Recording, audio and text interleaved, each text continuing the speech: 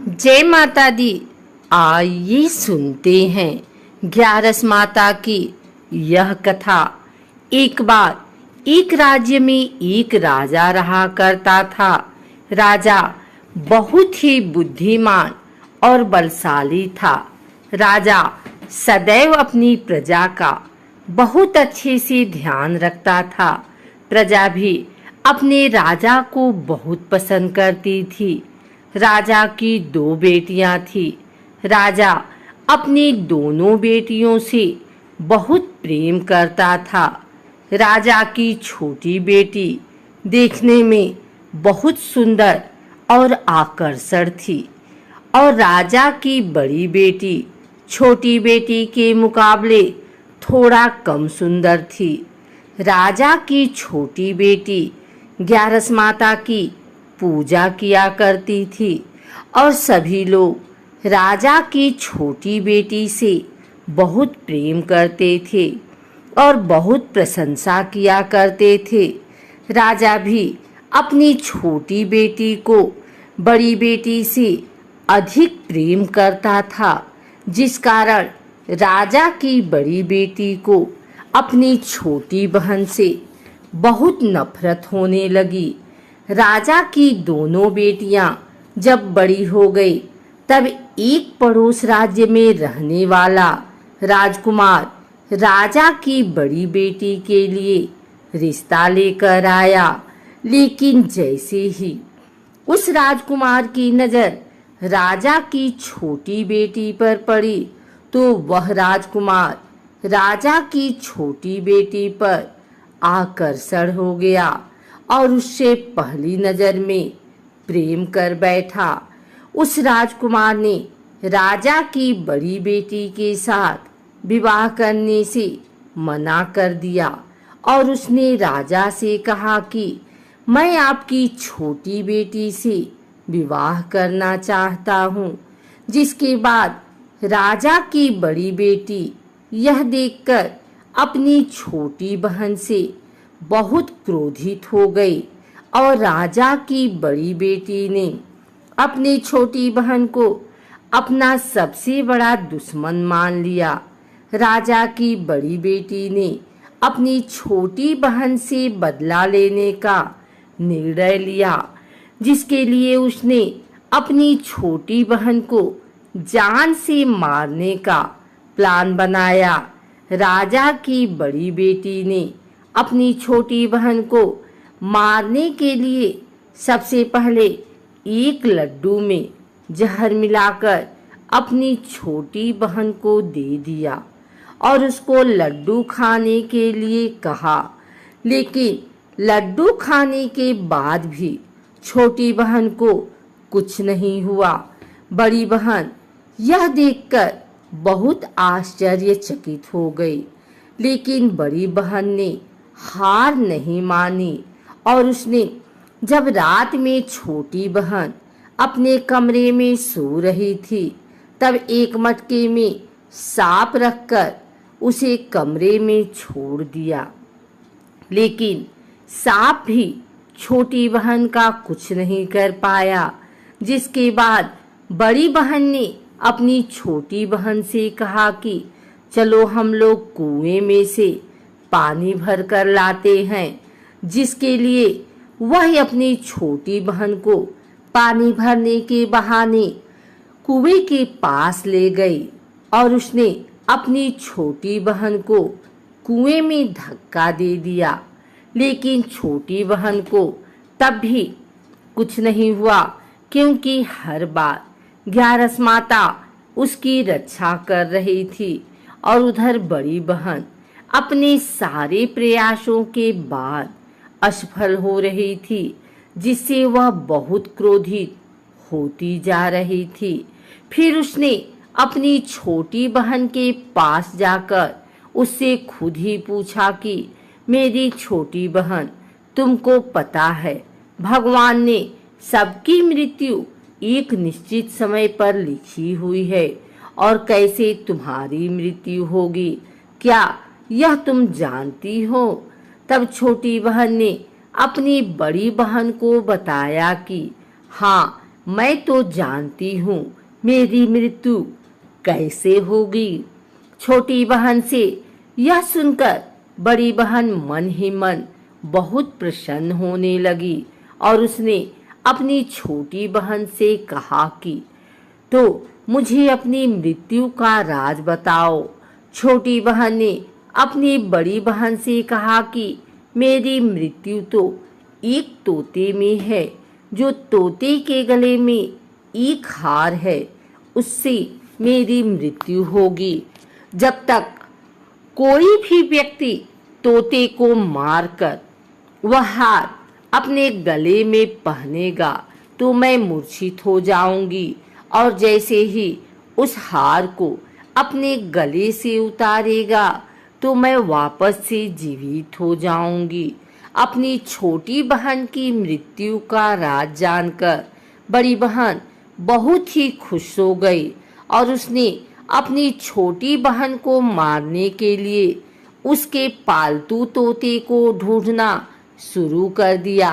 और छोटी बहन को इस बात का आभास हो गया था कि कोई उसकी जान लेना चाहता है, जिसके लिए वह अपने पिताजी के पास गई और उसने अपने पिताजी से कहा कि पिताजी, मेरी मृत्यु के बाद आप मुझे जलाइएगा मत, बल्कि आप मुझे अपनी पुरानी वाली हवेली में एक पलंग में लिटाकर छोड़ दीजिएगा। अपनी छोटी लड़की की यह बात सुनकर राजा बहुत आश्चर्यचकित हुए। राजा ने अपनी छोटी बेटी से पूछा, बेटी तुम यह क्या कह रही हो? तब राजा की छोटी बेटी ने बताया, पिताजी समय किसी के लिए नहीं रुका है, कब क्या हो जाए किसी को कुछ पता नहीं है। और फिर राजा ने अपनी छोटी बेटी से कहा कि तुम ऐसी बातें क्यों कर रही हो? 2-3 दिन में तो तुम्हारा विवाह है। लेकिन छोटी बेटी ने अपने पिताजी को ऐसा करने पर मजबूर कर दिया और उनसे वचन ले लिया।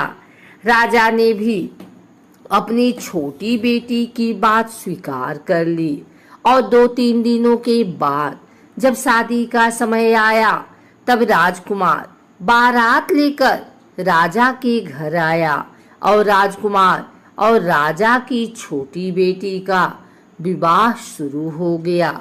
जैसे ही राजा की छोटी बेटी राजकुमार के साथ फेरे लेना शुरू करती है, उसकी बड़ी बहन अपनी छोटी बहन के कमरे में जाकर उसके तोते को पकड़ लेती है और उसको जान से मार देती है। तोते के गले में जो हार था उसको अपने गले में धारण कर लेती है। जैसे ही बड़ी बहन उस हार को अपने गले में धारण करती है, उधर छोटी बहन 3.5 ही फेरे ले पाती है और वहीं पर बेहोश होकर गिर जाती है। जिसके बाद राजा ने बड़े दर्द हकीमों को बुलाया और अपनी छोटी बेटी का इलाज करने के लिए कहा। राजा की बात सुनकर वैद्य ने छोटी बेटी को जब चेक किया तो राजा को बताया कि आपकी छोटी बेटी ना तो जीवित है और ना ही मरी हुई है। यह मैं ऐसा पहली बार देख रहा हूँ। राजा ने वैद्य और हकीम को यह बात बाहर बताने से मना कर दिया और उनको कहा कि अगर तुमने यह बात किसी को बाहर बताई तो हम तुम्हें फांसी दे देंगे। राजा ने अपनी छोटी बेटी को पुराने महल में ले जाकर एक पलंग पर लिटा दिया और वहां पर कुछ सैनिकों को तैनात कर दिया। वापस अपने महल पर आ गया। राजा की बड़ी बेटी अपने पिताजी के पास आई और कहने लगी कि पिताजी, अगर यह शादी संपन्न नहीं हुई तो आपकी इज्जत का क्या होगा? आप कहें तो मैं आपकी इज्जत बचाने के लिए राजकुमार से शादी करने के लिए तैयार हूँ। जिसके बाद राजा ने अपनी बड़ी बेटी की बात मान ली और राजा ने बड़ी बेटी को छोटी बेटी के कपड़े पहनाकर मंडप पर भेज दिया। लेकिन राजकुमार यह जान गया कि राजा की छोटी बेटी नहीं है, बल्कि यह राजा की बड़ी बेटी है। लेकिन जब राजकुमार ने शादी करने से मना किया तो सभी लोगों ने राजकुमार को विवश करके राजा की बड़ी बेटी से बचे हुए फेरों को संपन्न करा दिया और विवाह करवा दिया। जिसके बाद राजकुमार राजा की बड़ी बेटी को अपने महल ले गया। राजकुमार राजा की बड़ी बेटी से ना तो बात करता था, न ही उसको पसंद करता था और ना ही उसके आसपास भटकता था। और राजकुमार ने यह फैसला लिया कि वह अपनी प्रेमिका को ढूंढ कर रहेगा और यह जानकर रहेगा कि उसके साथ हुआ क्या है। एक दिन राजकुमार अपने घोड़े पर सवार होकर राजा के पुराने महल के पास पहुंच गया, जहां पर उसने कुछ सैनिकों को देखा। महल के पास पहुंचकर राजकुमार ने जब महल को ध्यान से देखा तो वह समझ गया कि यह तो हमारे ससुर जी का महल है।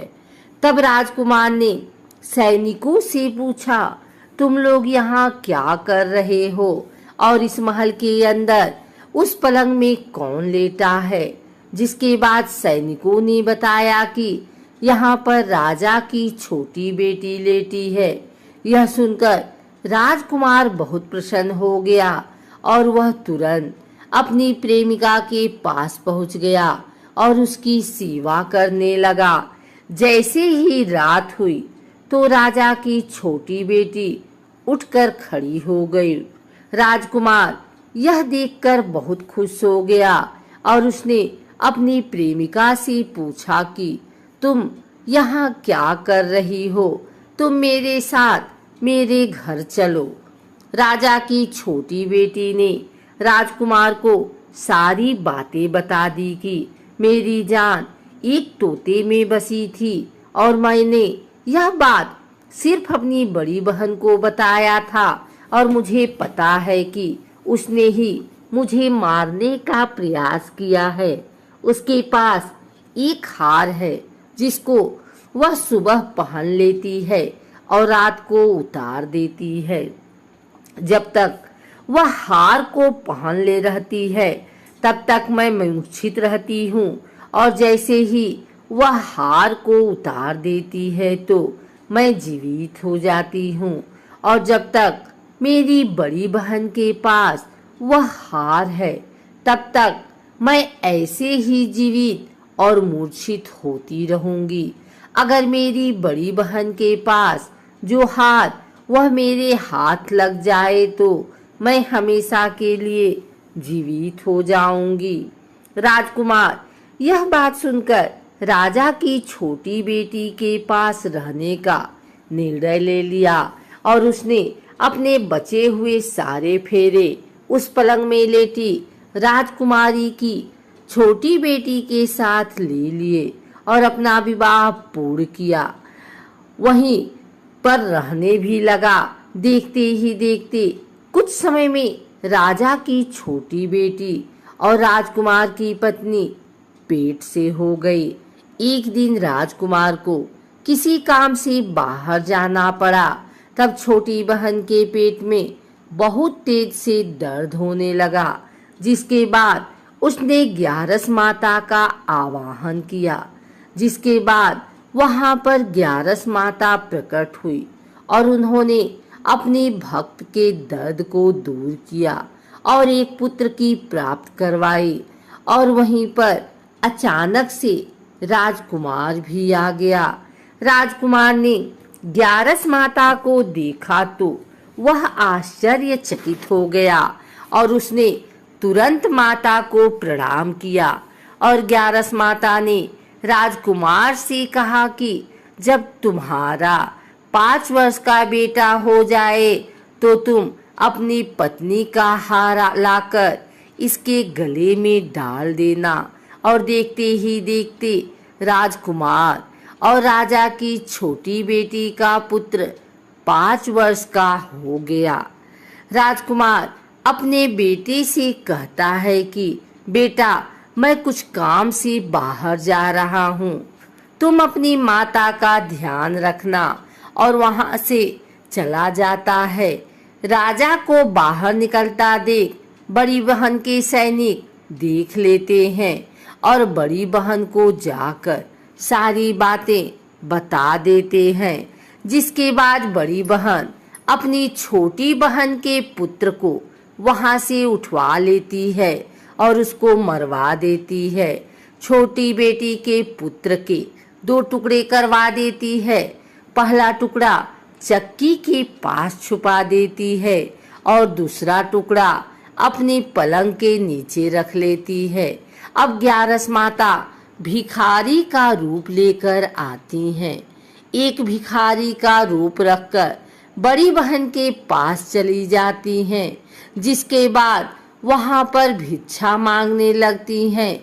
बड़ी बहन अपने नौकरों से कहती है कि जाकर भिक्षा दे दो, लेकिन जैसे ही नौकर 11 माता को भिक्षा देने के लिए आते हैं तो माता उन्हें मना कर देती हैं और कहती हैं कि मैं तुम्हारी महारानी से ही भिक्षा लूंगी।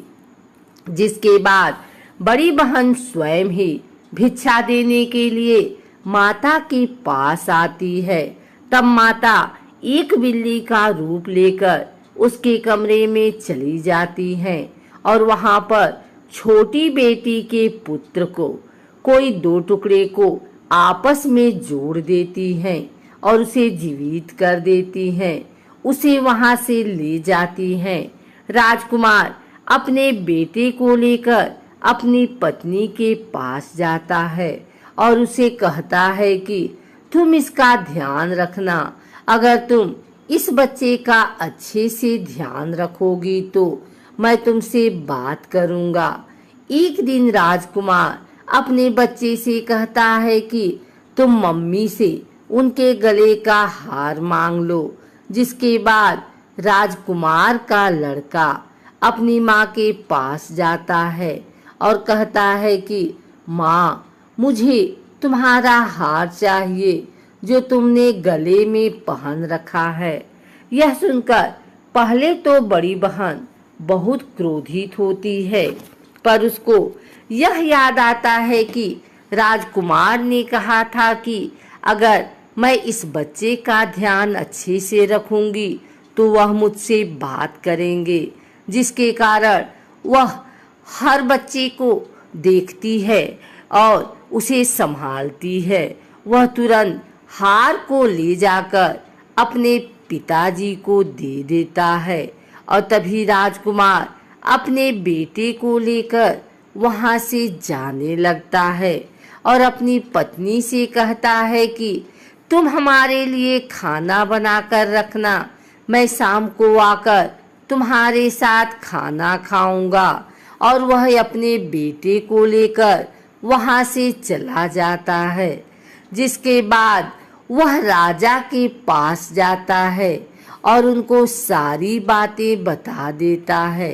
राजा अपनी बड़ी बेटी की यह करतूत सुनकर बहुत क्रोधित होते हैं और अपनी परवरिश पर ही दोष देने लगते हैं और राजकुमार को अपनी छोटी बेटी के साथ रहने के लिए आदेश देते हैं।